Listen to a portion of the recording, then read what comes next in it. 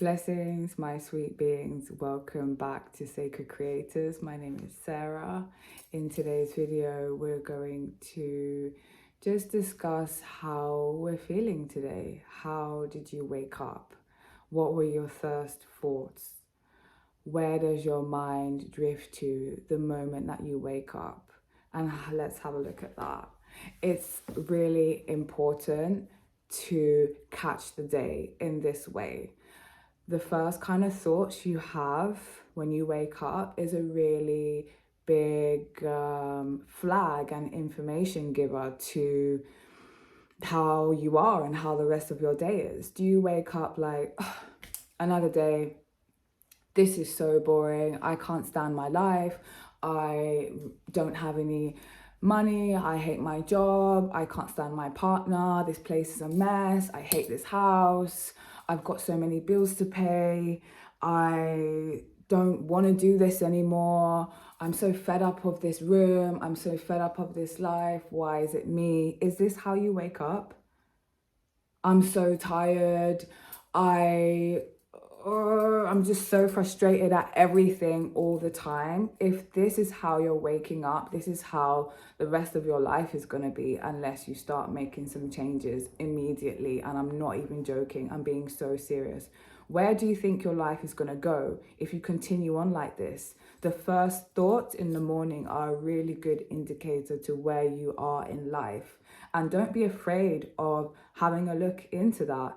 It's time to look into it. Do you want to change? Then you need to start changing your thoughts. Like I've said before, but the morning time, I find that this has been a real indication to where I'm going and how my spirit is. So I remember years ago, I would wake up in the morning and hate the room I was in and just feel like it was sad, it was gloomy, it was rubbish, not good enough. I would wake up and feel like I wasn't worthy, like I wasn't doing things properly, I wasn't happy with my life and I was so out of control. All of that used to be me, and it has taken me a long time and a lot of consistency, a lot of personal growth and self-work and reading books and like just the actual desire to be happy, the desire to wake up cheerful, the desire to have a loving feeling in my body rather than a feeling that I hate, a feeling that is hateful in my body, that is straining, that is stressful. Not because I want my life to be in a particular way, but just because I just want to feel good. I just want to feel happy. And do you know what that brings? That feeling brings on an improved, advanced, expanded life. And I really want that for you because this is something that I have changed in my life and I have seen my life change around it. So here are some things that I have done to wake up in a better mood. And it starts usually, what I have found is the night before. So the night before, I've been through tried loads of stuff out, but these are the things that I have found most effective. The night before is me looking at the time and being like, it's time for me to go and wind down to go to bed. And winding down to go to bed can look like having a bath or a shower and letting go of the day, being in the water and saying things like, thank you for this day. I ask that all feelings of sorrow, of resentment, of worry, of stress, of guilt be washed away from my body as this water passes me. I ask for it to be released back to source, where it be transmuted back into love, light, and peacefulness. And this is what I do still now, but what I had started to do while being in the water, and water is obviously very cleansing, but also saying it and affirming that these thoughts and feelings are being washed away from your body and inviting in love, light, and happiness to replace calm and relaxation of the mind, of the body, and of the spirit. and give thanks to God, the presence, source, the universe, however you like to address it. Give thanks to the Spirit for allowing this transformation to happen, and so it is. And continue on with washing your body, saying thank you for your body, thank you to your arms, for your hands that you're able to create and pick things up and do things in the day. Thank you for your hair, if you have hair. Thank you for your hair, for keeping your brain warm and your head warm and functioning. And thank you to your beautiful eyes so that you can see and so that you can have a beautiful experience, a visual experience of the world. Be thankful for the body that you have, because your body is working for you. You know, it's doing so much for you. You're able to walk, you're able to talk, you're able to smell, see, taste, touch. You have knees that bend, that help carry you. You have a stomach that is working for you without you having to do anything. This is a really good time, I find, to be grateful for your body and to ask the Spirit to release anything that doesn't belong to you anymore. Because what good is it? You've accumulated so many things, a lot of stuff that aren't yours, into your body. Do you want to hold on to it when you go to bed and wake up in the morning? No. So we release it. We release it easily and ask for ease and grace when it's released. So once you've said thank you for your body and you've enjoyed having a nice wash or shower or bath, going to bed and putting on oil or putting on some lotion on your body and really feeling yourself as I am a spiritual being having a physical experience, and appreciating your body, giving yourself a massage, massaging your legs, taking your time, really getting into it, you know, having a sensual moment with yourself. Then I read a little bit if I don't have time to read. Sometimes I read or I journal before bed. If I don't do that, when I get into bed, I kind of, in my mind, say what I'm grateful for, that I'm grateful for this room, that I'm grateful for the bedclothes that I have a home, that I have a wonderful partner. I'm grateful for my job. I'm grateful for the money that I have in my bank account. I'm grateful for my family. I'm grateful for anything that had happened today that was that made me elevated. I'm grateful for all of my experiences, and I also affirm things that I'm grateful for in the future. So a few things, maybe some things that I want to happen, maybe some dreams or goals that I have. So being grateful for them to bring them into my present moment.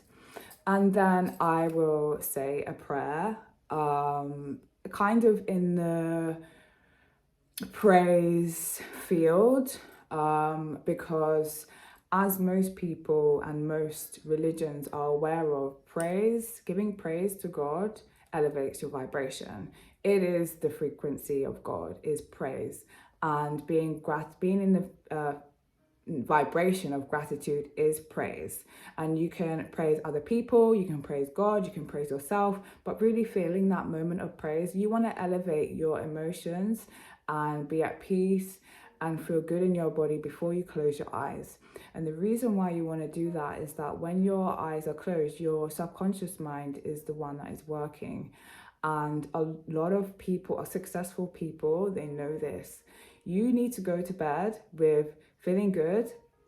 And the second thing that I'm going to say is that before you drift off to sleep, after you've maybe said a prayer, you say a prayer to say thank you and to affirm anything in your life that you wish to come to pass. And you ask, believe, and receive, and you say thank you to God and to Source that it has come. And you ask for help for anything that you need, any challenges that you're having, and you say thank you now that this issue or this challenge has been resolved, and you hand it over to God, because there is going to be 8 hours passing when you're not going to be here anymore. You're going to be in the next dimension. You're not going to remember when you woke up.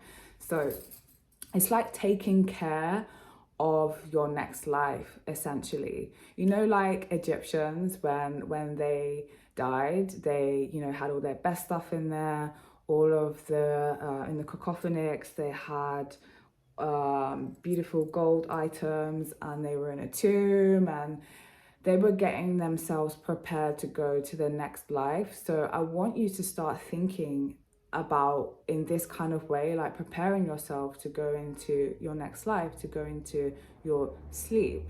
So then after you say your prayers, then this is a really good time to take advantage of this state that you're going to be in between the state of being awake and drifting off to sleep, which is in theta. And theta is the frequency in which, when you were a child, young children are in theta mode. So they are basically just kind of hypnotized and in recording mode.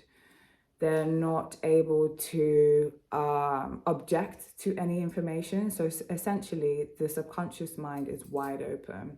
So while we are in this wide open state, we want to go over any dreams, any goals, and really enact them. This is the perfect time to enact any of your goals. And when I say enact, I mean, like, let's say you want to start up a company, or in my case, I'll use myself as an example.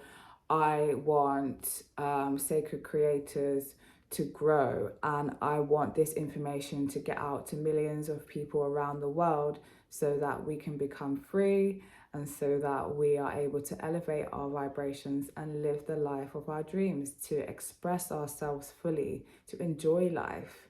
And I go into a visual trance where I am acting out certain parts of the day in which I am accomplishing tasks that move towards that goal. So I visualize me making these videos. I visualize me editing them on or sending them to YouTube. I visualize me talking on stage. I visualize me creating a book and writing courses and having one-to-one clients and sitting in a coffee shop talking to my clients and helping them out. I visualize me studying, as I do every single day, listening to an audio, writing things down, and all these things are obviously pleasurable to me. For some people, this is like not your dream and this sounds terrible.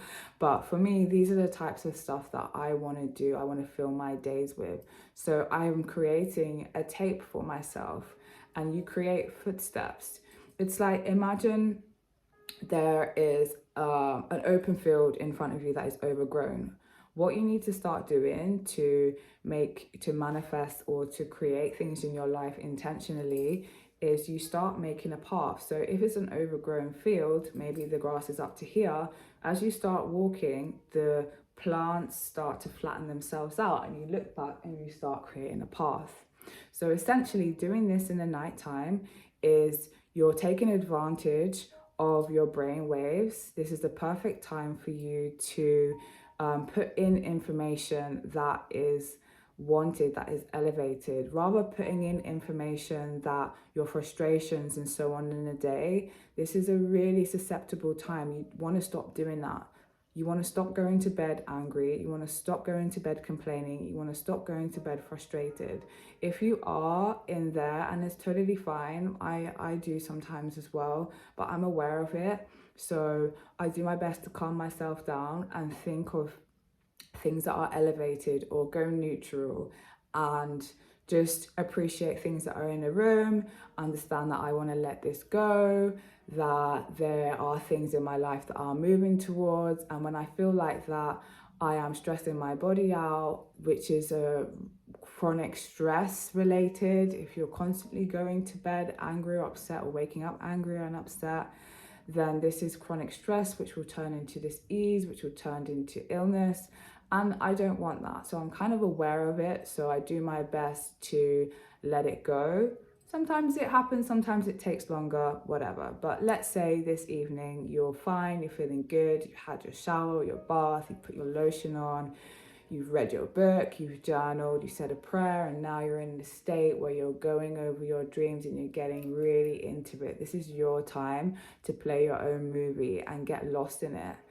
And really milk it. And take it with you. Maybe it is that you are playing a tape where you have you're living a certain lifestyle. Maybe you're in a beautiful sunny place in the ocean on a yacht with your friends, and you're having this beautiful food, and you're going to an island destination, and just kind of like enjoy yourself in this time and send yourself. That's the destination you're going to go to when you sleep.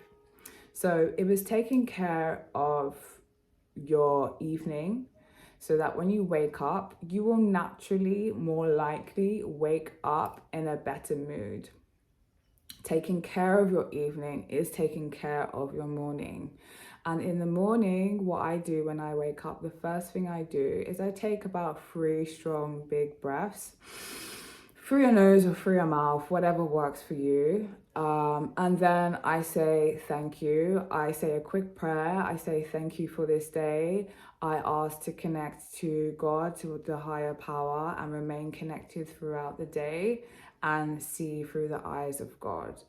And that is it for that moment, because I'm still kind of drowsing in and out. When I actually do wake up out of bed, I keep my mind on gratitude. I want to keep my thoughts in a higher vibration.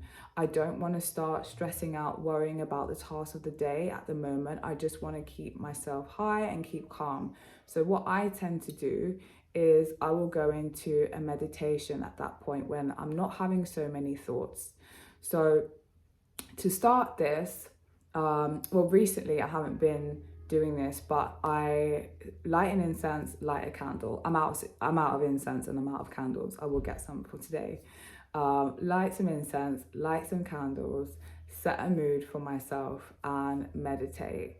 And I meditate, kind of want to get into a blank state of not having any thoughts and detachment, of connecting with the source, of connecting with God in the silence, in the vastness, in the feeling of peace and calm, slowing the thoughts down.